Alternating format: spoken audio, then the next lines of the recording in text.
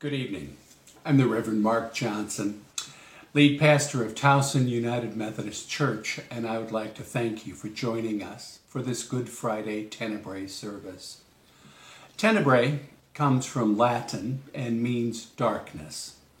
A Tenebrae service is an ancient Christian Good Friday service that makes use of gradually diminishing light through the extinguishing of candles to symbolize the events beginning with Jesus' betrayal through his crucifixion and burial.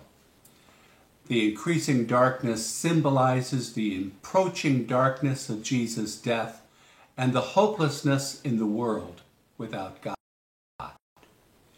Usually, the service concludes in darkness with the removal of all the communion table and the final candle, the Christ carried out of the sanctuary, symbolizing the death of Jesus. Worshippers then leave in silence to ponder the impact of Jesus' death and await the coming resurrection. In our Tenebrae service this evening, members of the Towson United Methodist Church staff will read a portion of this story as found in the Gospel of John, chapters 18 and 19.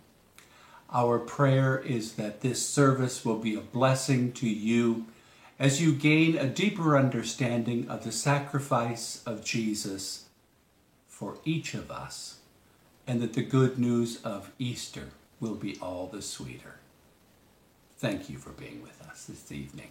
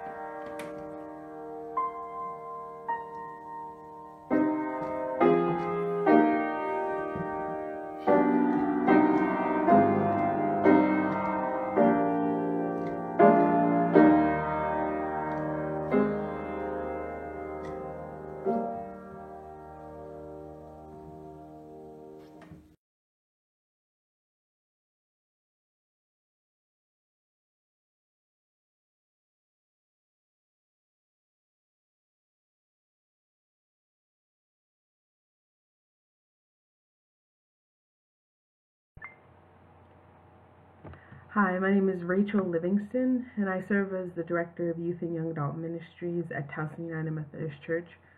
And I will be starting off our service with the first reading from John chapter 18, verses 1 through 12.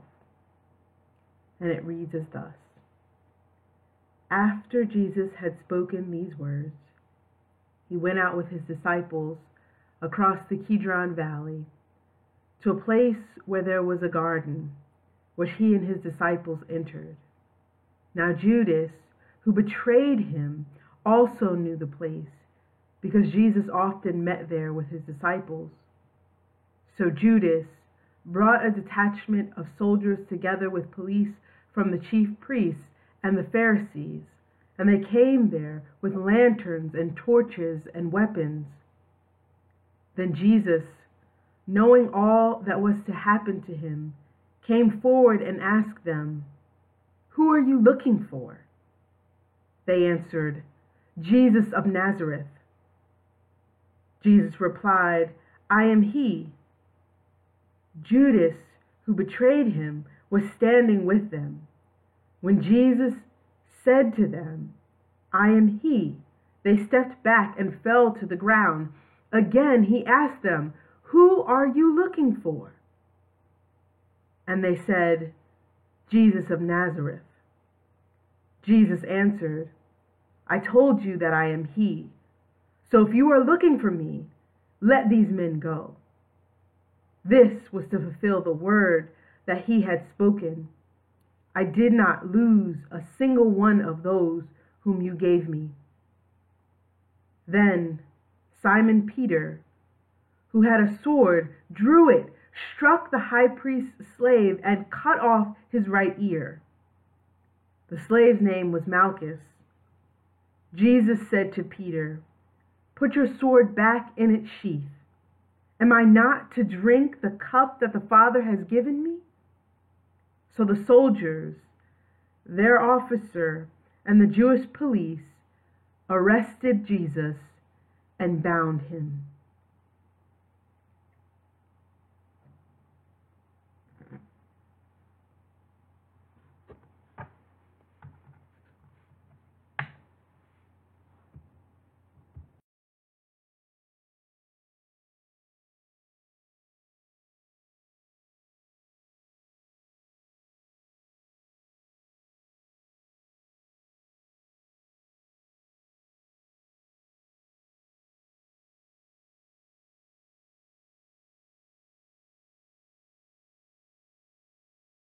Hello, this is Reverend Doug Holliday, minister of music at the church. First, they took him to Annas, who was the father-in-law of Caiaphas, the high priest that year. Caiaphas was the one who had advised the Jews that it was better to have one person die for the people. Simon Peter and another disciple followed Jesus. Since that disciple was known to the high priest, he went with Jesus into the courtyard of the high priest. But Peter was standing outside at the gate. So the other disciple, who was known to the high priest, went out, spoke to the woman who guarded the gate, and brought Peter in. The woman said to Peter, "You are not also one of this man's disciples, are you?" He said, "I am not." Now the slaves and the police had made a charcoal fire because it was cold, and they were standing around it and warming themselves. Peter was also standing with them and warming himself. Then the high priest questioned Jesus about his disciples and about his teaching. Jesus answered, "I have spoken openly to the world. I have always taught in synagogues and in the temple where all the Jews come together. I have said nothing in secret. Why do you ask me? Ask those who heard what I said to them. They know what I said." When he had said this, one of the police standing nearby struck Jesus on the face, saying, "Is that how you answer the high priest?" Jesus answered, "If I have spoken wrongly, testify to the wrong. But if I have spoken rightly, why do you strike me?" Then Annas sent him bound to Caiaphas, the high priest. Now Simon Peter was standing nearby and warming himself. They asked him, "You are not also one of his disciples, are you?" He denied it and said, "I am not." One of the slaves of the high priest, a relative of the man whose ear Peter had cut off, asked, "Did I not see you in the garden with him?" Again, Peter denied it, and at that moment the cock crowed.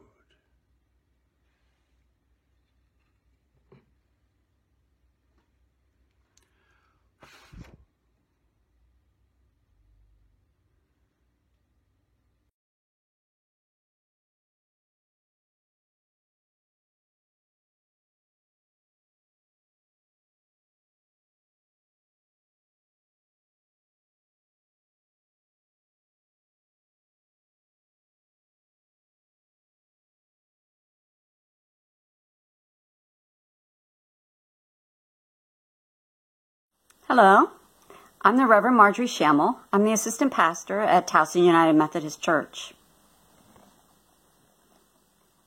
Then they took Jesus from Caiaphas to Pilate's headquarters. It was early in the morning. They themselves did not enter the headquarters, so as to avoid ritual defilement and to be able to eat the Passover. So Pilate went out to them and said, "What accusation do you bring against this man?"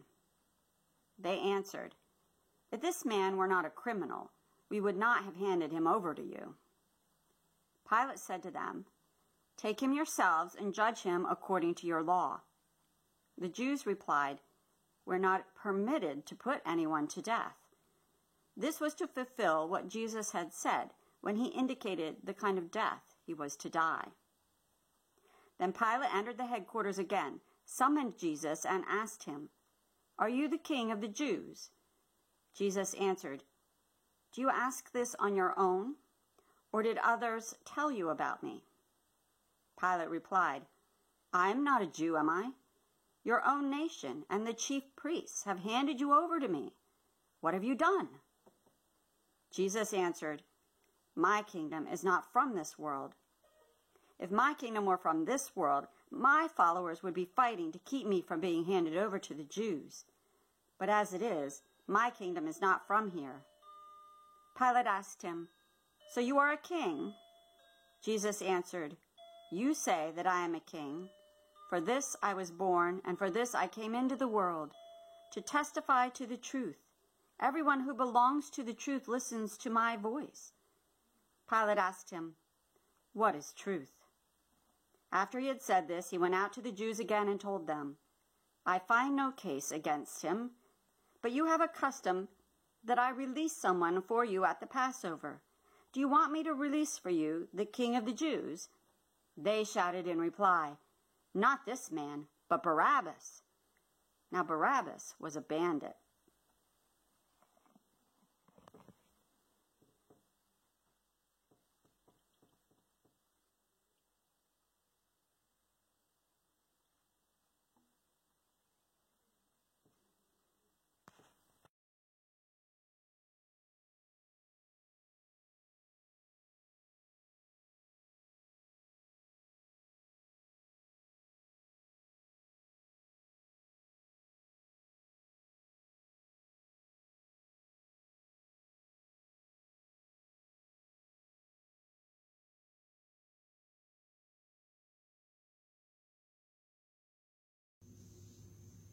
I'm Kim Ayers, the business manager. Then Pilate took Jesus and had him flogged, and the soldiers wove a crown of thorns and put it on his head, and they dressed him in a purple robe.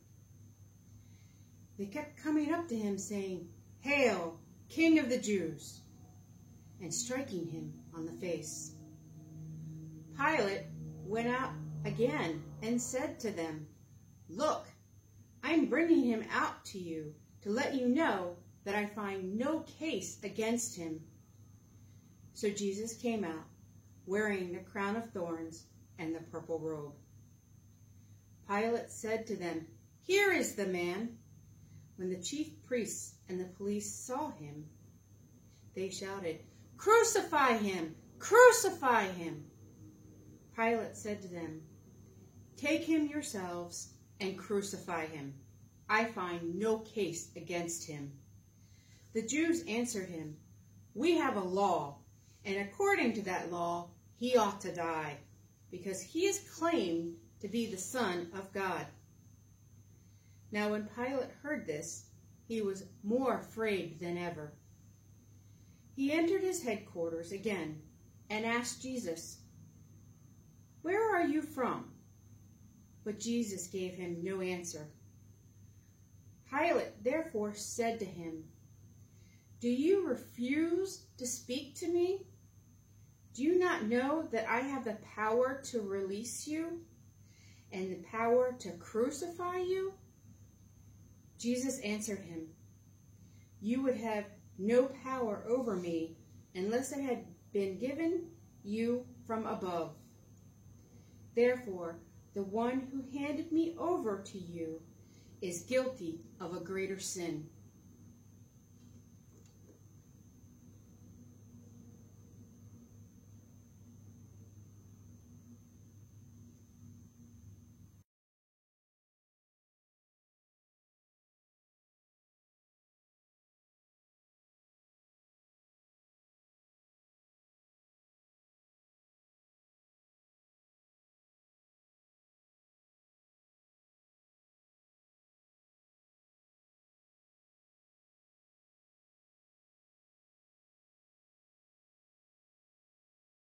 Marjorie Schammel.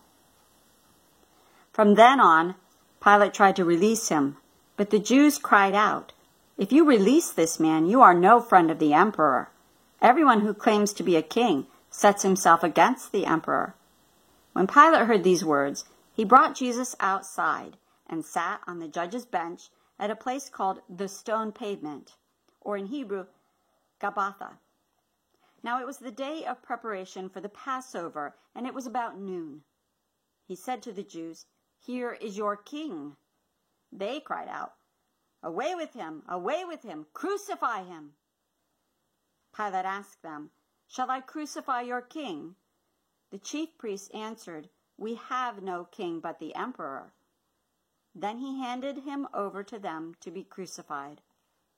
So they took Jesus, and carrying the cross by himself, he went out to what is called the place of the skull, which in Hebrew is called Golgotha. There they crucified him, and with him 2 others, one on either side, with Jesus between them. Pilate also had an inscription written and put on the cross. It read, "Jesus of Nazareth, the King of the Jews." Many of the Jews read this inscription because the place where Jesus was crucified was near the city, and it was written in Hebrew, in Latin, and in Greek. Then the chief priests of the Jews said to Pilate, "Do not write, 'The King of the Jews,' but 'This man said, I am King of the Jews.'" Pilate answered, "What I have written, I have written."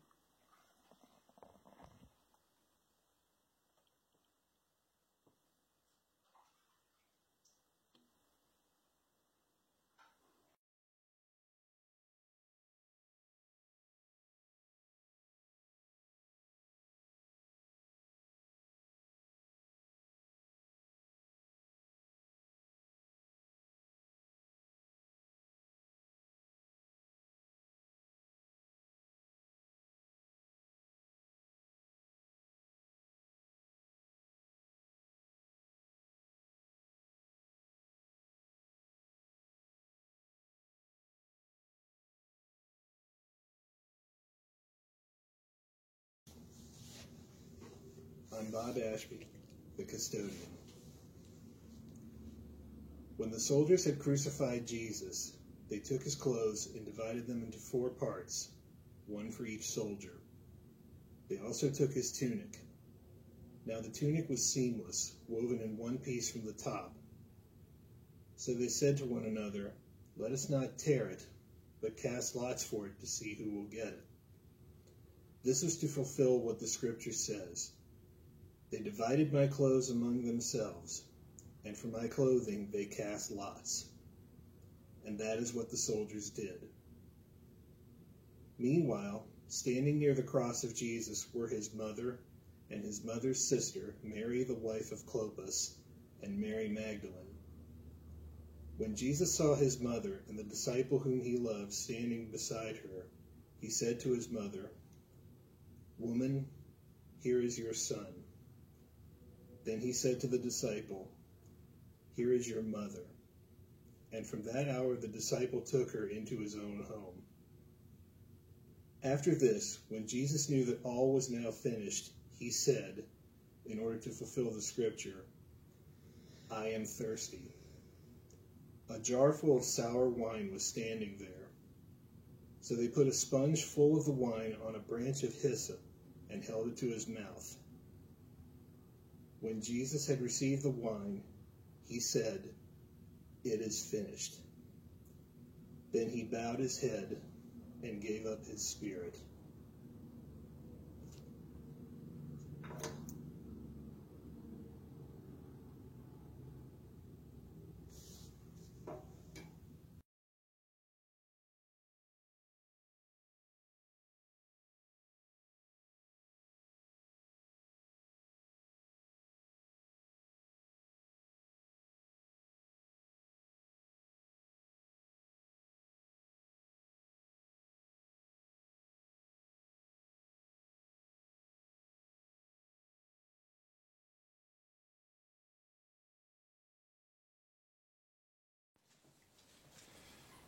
Since it was the day of preparation, The people did not want the bodies left on the cross during the Sabbath, especially because that Sabbath was a day of great solemnity. So they asked Pilate to have legs of the crucified men broken and the bodies removed. Then the soldiers came, broke the legs of first and of the other who had been crucified with him. But when they came to Jesus and saw that he was already dead, they did not break his legs. Instead, one of the soldiers pierced his side with a spear, and at once blood and water came out. He who saw this has testified so that you also may believe. His testimony is true, and he knows that he tells the truth. These things occurred so that the scripture might be fulfilled, none of his bones shall be broken. And again, another passage of scripture says, they will look on the one whom they have pierced.